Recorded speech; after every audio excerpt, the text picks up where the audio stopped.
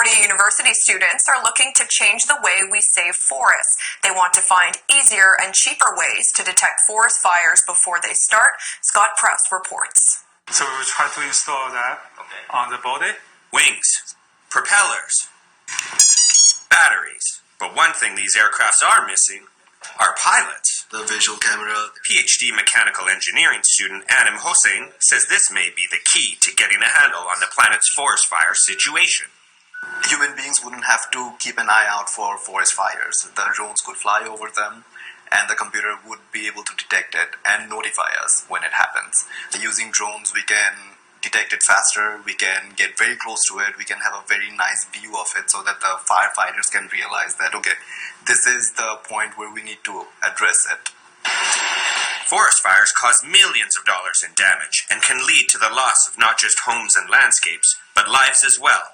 Professor Yumin Jan says drones are the best way to combat this global crisis. If we can use drones, fly on the air 24 hours, 7 days per week, continuously and observe any potential fires, even in a smoke state, they will avoid this kind of big disaster. As long as we have the power, we have a battery, we have those fuels, then we can fly longer.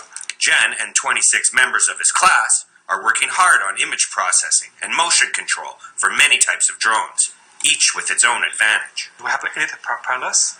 The purpose of that 8 propellers on the top and the bottom, they basically try to improve the safety of the drones. Older methods of detecting fires, including having people in towers or on foot, can result in errors. People may not be able to pinpoint the exact location of a fire. Drones don't make those kinds of mistakes. Drones can also be used to monitor pipelines and power lines, or for search and rescue. I'll get real-time images. Hossein says his work with drones and image processing comes with unique sets of difficulties. Fire isn't like other objects that you can easily detect. It doesn't have a fixed shape, it doesn't have a fixed size, it can be big, small. Even the color of flame, it changes a lot. One of the bigger challenges is detecting smoke, because smoke can be white, it can be black, it can, if it's far away, it can blend into the background. Smoke may be the first signature that we really see about a fire. The flame could be hidden under the forest. Climate change is making this research more important every year. Scientists say over and over again, because of climate change and everything, it's only going to increase.